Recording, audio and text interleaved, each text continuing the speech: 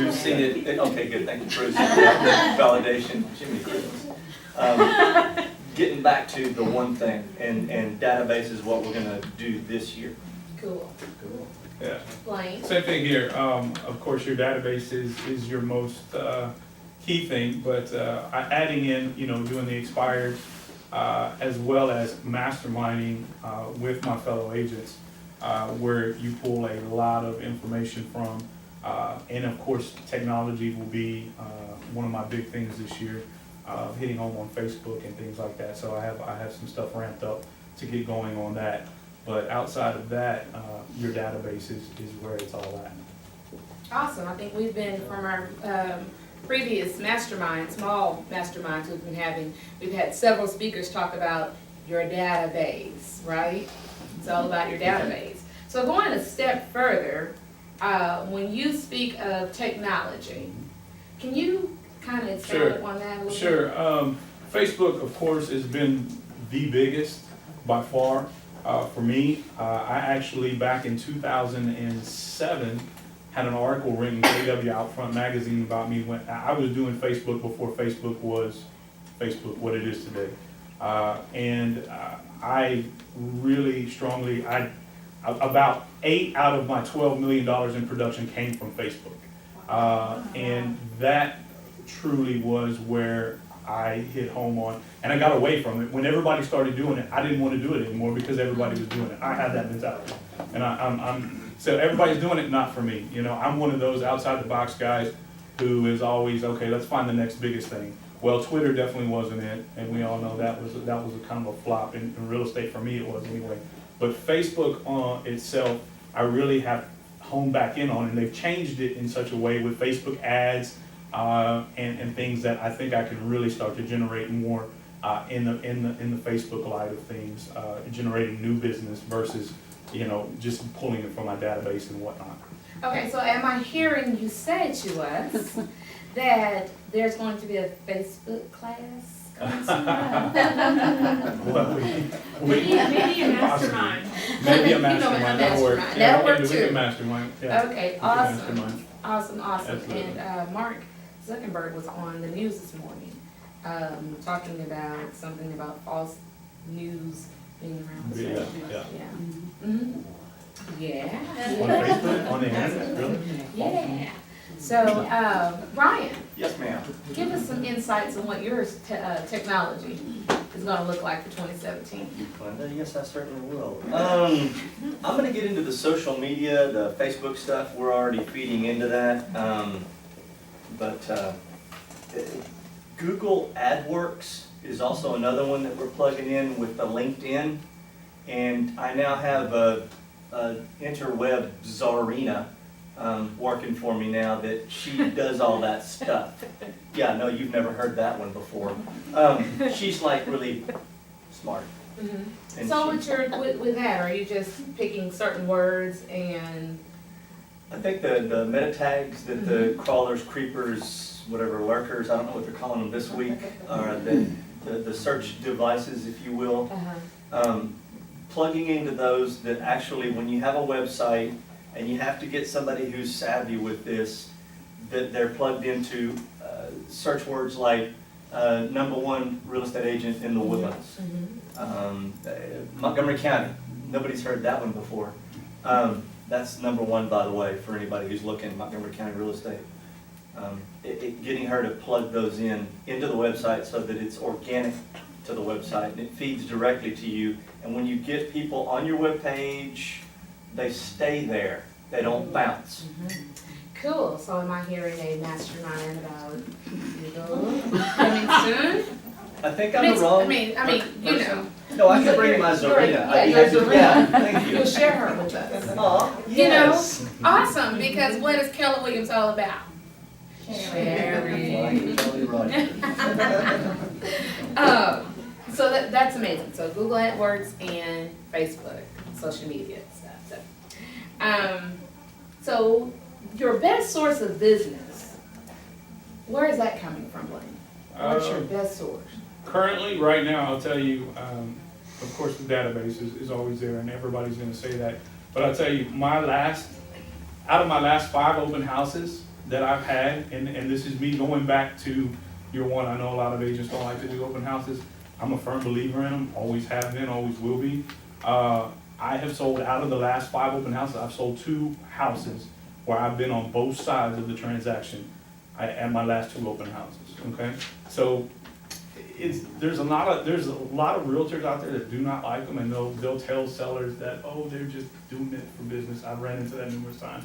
And then when I bring up, oh, by the way, I've sold 2 open houses, out of my last 5, I've sold the house twice myself at the open house, wrote the contract in the house, then I think, they might change their mind a little bit about open houses. So, going back to my basics, after being in it for 14 years and having to go back, what am I doing? I would say open houses, database, as well as just networking, guys. Networking. But the most important thing I could tell you is your database. And you might not think you have it. I started out, I moved to Fort Bend County. I knew no one. Came out of college, I was from El Campo, small town, knew no one, coming to the big city to make these big dollars. And in 2004, I knew absolutely no one in the county.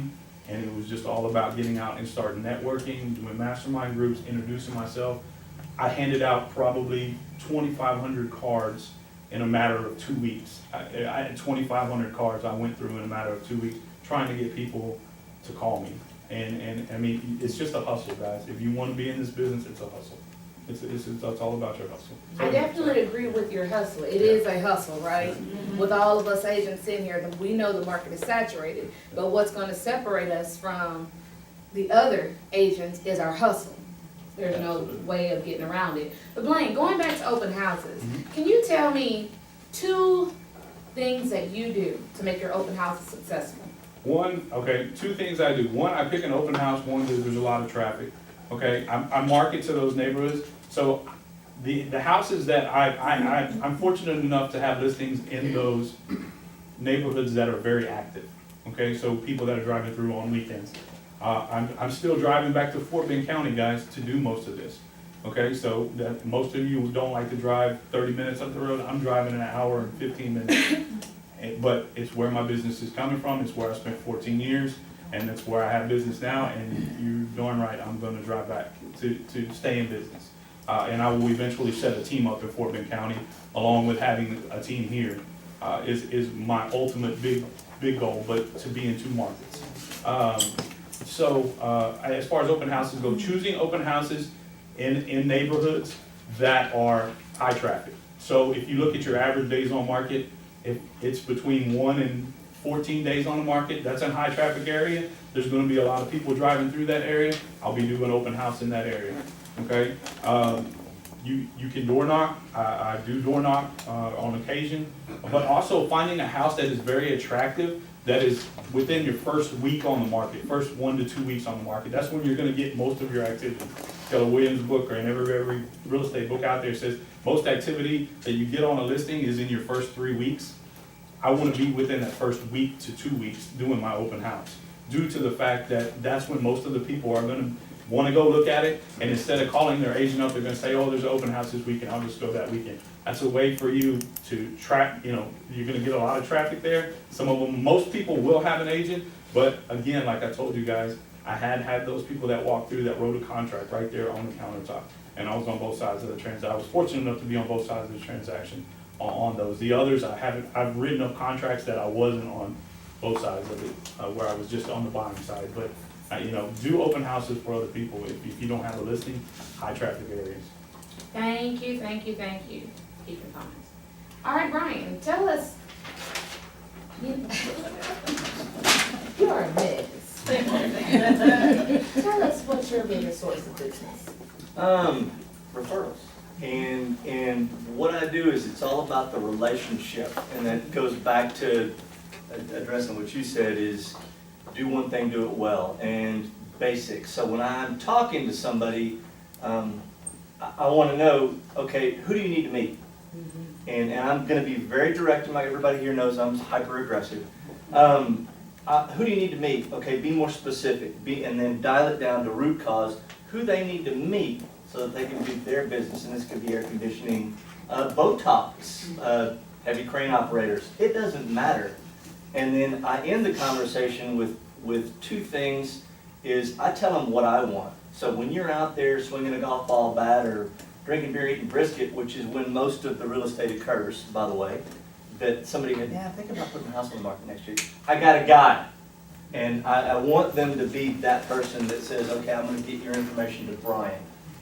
And then, of course, you always end it with, what can I do for you?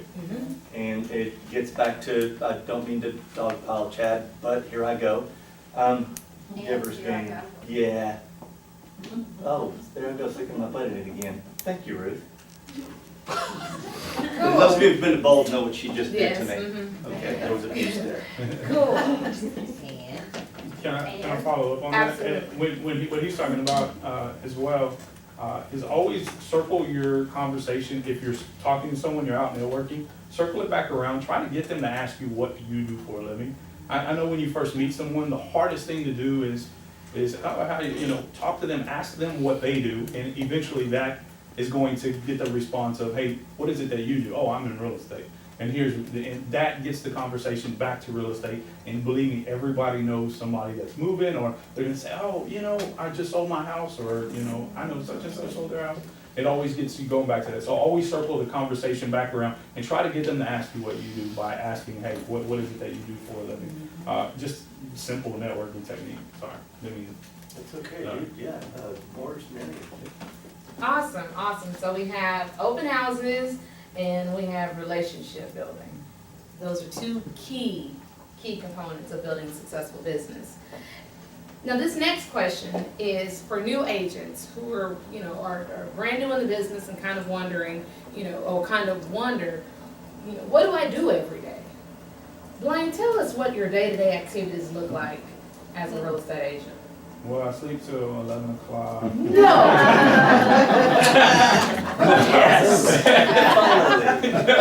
No, it's not it at all. Actually, now, if you really want to know, I'm deer hunting until about 9 o'clock. Then I'm out of the stand, I drive home and then lead generate. No. Actually, I'm up in the morning, take my kid, eat breakfast, take my kids to school. Then I'm back home and it's lead generation time from about 8 to around noon. And then afternoon, I'm out. I try to get out, whether I'm at appointments or whether I'm out delivering things to expired listings, my expired stuff, or I am, at a networking event. So setting up, I usually try to say Tuesdays and Thursdays are my days for expireds. So Tuesdays and Thursdays, I'm out doing expireds, following through with hand delivering things, going to their homes. If that calls for that, or FSBOs, I've been really getting home on FSBOs recently for sale by owners, and delivering things to them and trying to make that a go. So that's what my afternoons consist of. Mornings are for lead generation though, every single day, and that's calling expireds, that's calling past clients, that's calling new people that I want to know, lawyers, doctors. Trying to set up lunch appointments with people to really generate those relationships. How many appointments do you try to set every week?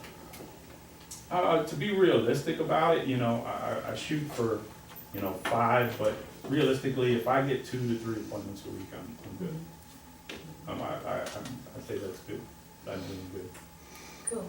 Brian, what does your day-to-day activities look like? I wake up at 0500 and slap on the stuff, and I'm on the road and biking, swimming, lifting weights, or something crazy like that, elliptical, blah, blah, blah, get the body in shape.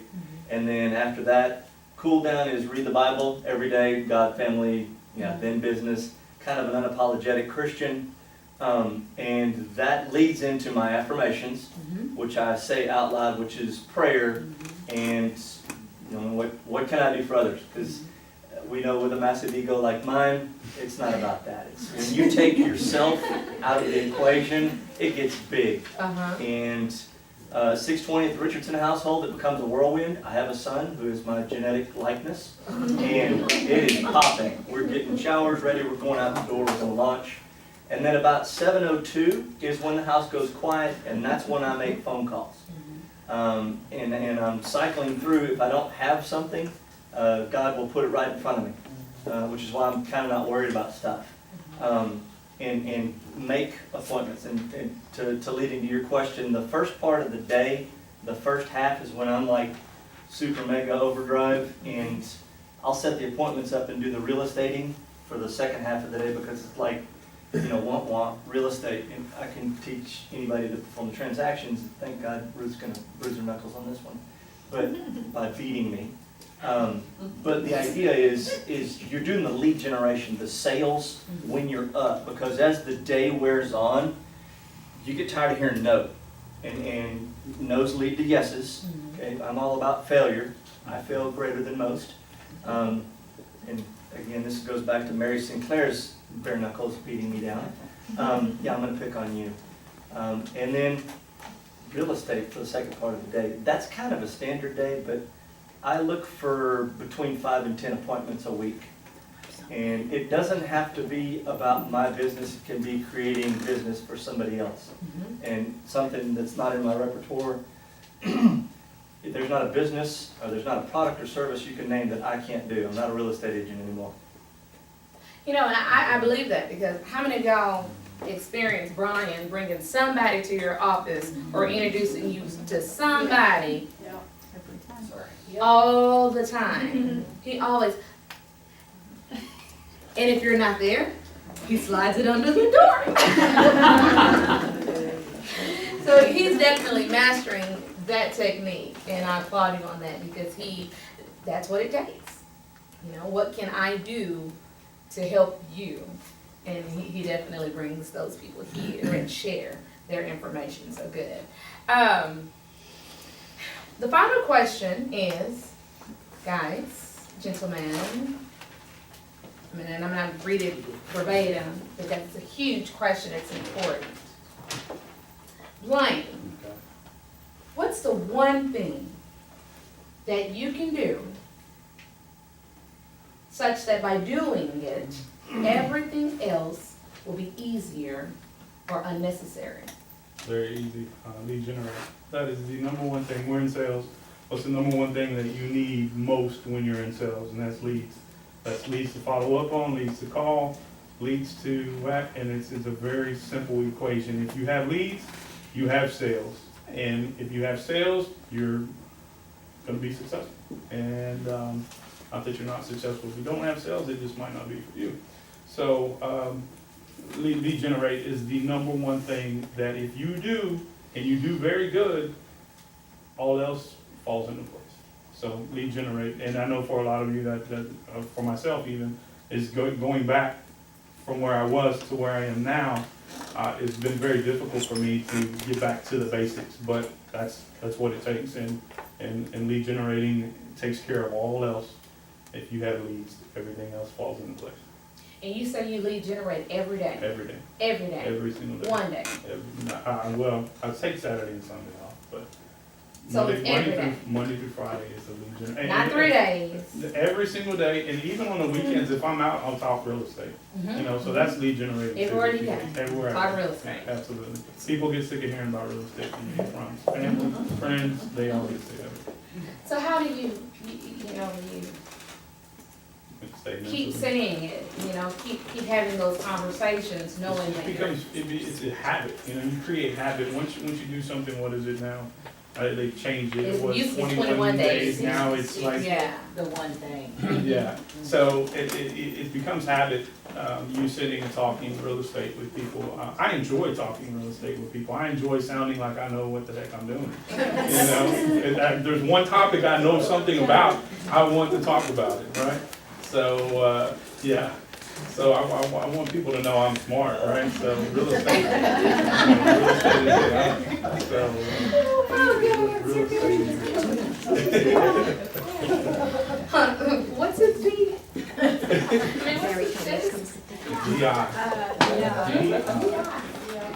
All right, Mr. Richardson. What's the one thing you can do such that by doing it, everything else will be easier or unnecessary? Gary Keller wrote the book, The One Thing. If you haven't read it yet, grab that, read it, digest it. There's no such thing as multitasking. But it's a great thing that you asked that question, Glenda. It's story time. So, The thing is, we're all Texicans. If you're not, you're a transplant, welcome aboard. But nobody, you have to fail great. It's not Montana Hold'em, it's not New Jersey Hold'em, it's Texas Hold'em. And the expression is, I'm all in. Risk everything. Put it all out there. And when you do that I'm gonna appeal to you guys, as Texans, we love that. So my only thing is, fail huge. I mean, get out there and take the risk and do it. So, I don't want to don't do that. Get out there and risk it all. Because man, when you come out, this guy, he lost everything. Case in point, you're that guy. He's sitting right beside me. Be careful who you sit next to.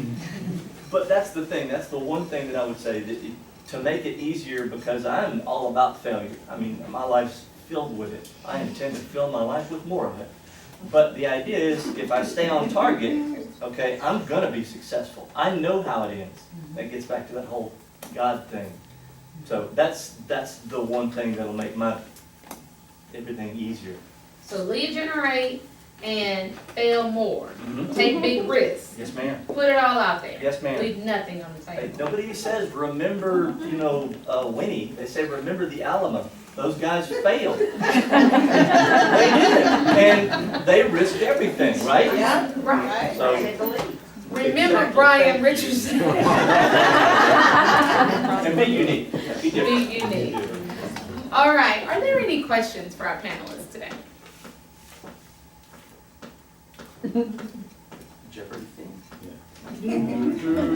Chris, yeah. All right, well, we thank you. Thank you.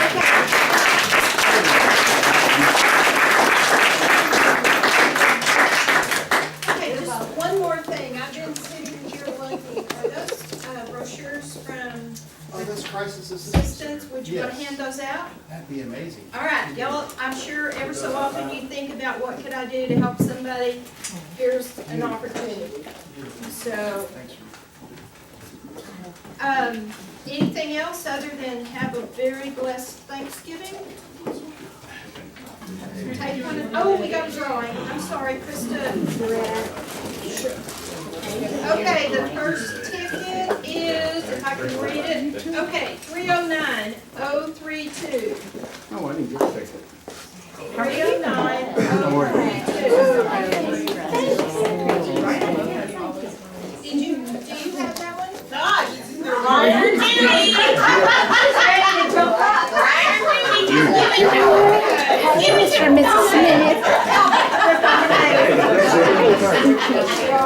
Okay, Judy, is this one yours? 309031. Very good.